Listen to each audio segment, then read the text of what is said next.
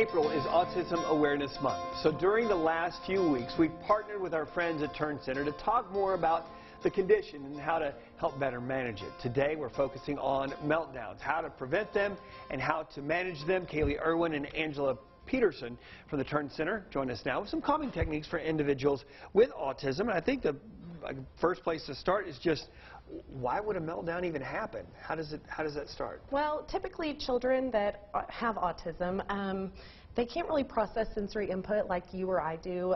Certain sights, sounds, even smells, people being too close to them, it becomes incredibly overwhelming. Okay. For instance, you and I go to the store, we're able to take in all of the colors, all of the lights, all of the people being around, but for them, all of that coming into their sensory system at one time, It's overloaded. It's too much, absolutely too much, and that's Okay. typically when you'll see a meltdown happen if they aren't equipped with those calming strategies. So what typically when we talk about meltdown, I guess it's different for every person, but typically what would a meltdown look like?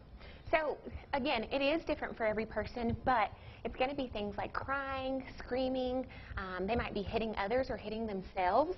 But I think it's important to remember that it's not a tantrum, and it's serving a very different purpose than a tantrum. Okay. And so I think the biggest thing that parents and caregivers can do is look for some of those warning signs.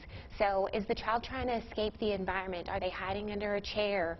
Are they cupping their ears because there's too much noise coming in? Okay. Different things like that. They might be flapping their hands or flapping a toy. And so if you can catch it early, you can reduce the chance of a full-on meltdown or a meltdown altogether. Because you said that it's a lot different from a tantrum. Right. They're typically trying to communicate something to those around them that something isn't right. Correct. That's correct. And with a tantrum, that's more focused on control or attention. And so you can look for the child, you know, trying to manipulate the environment, or maybe they're seeking to get an item that they requested. And so you'll see that tantrum cease immediately once they've received that item. Okay, you guys brought a few items with you today. Let's talk about what calming strategies can be implemented, whether it's at home, whether it's at school, whether it's at daycare. Show us what you have.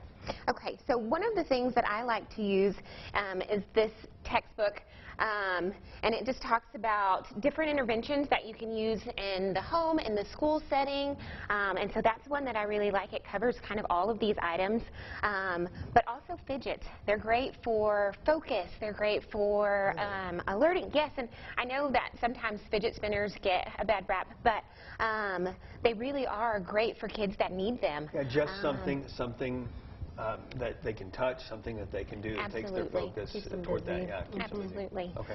The other thing that I really like to use, and I teach my parents to use in my practice, is a feeling thermometer. So getting the child to gain, absolutely, some self-awareness. So I use one for anger. And so talking about where are you at on that thermometer, and what does that look like? What does your body feel like?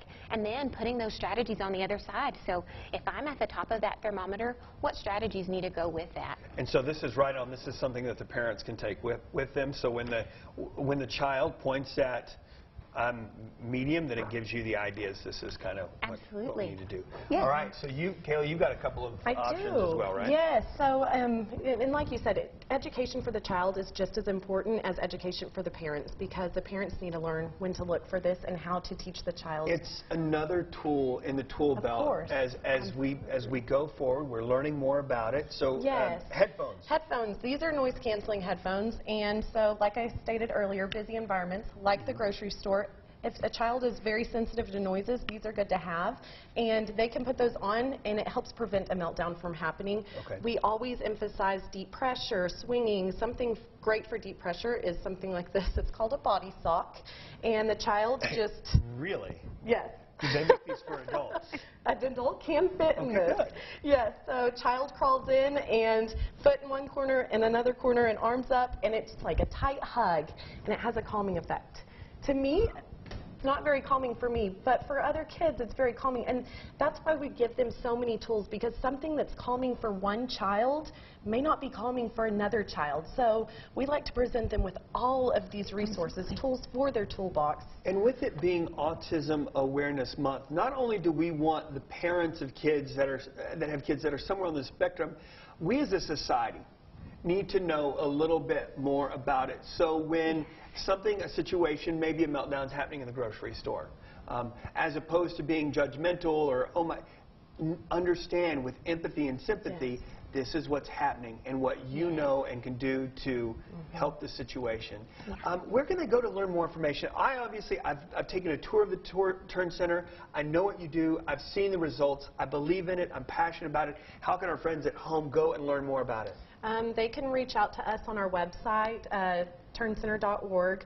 Autism Speaks has great resources on their website. It's their national website that addresses autism. And the one that I used and I actually downloaded this from was Coping Skills for Kids. And it just has a lot of different things that parents can download for free and can implement at home. When we combine together as a community and help these families walk through this and assist them and let them know that they're not alone and we need to learn more about it as a group.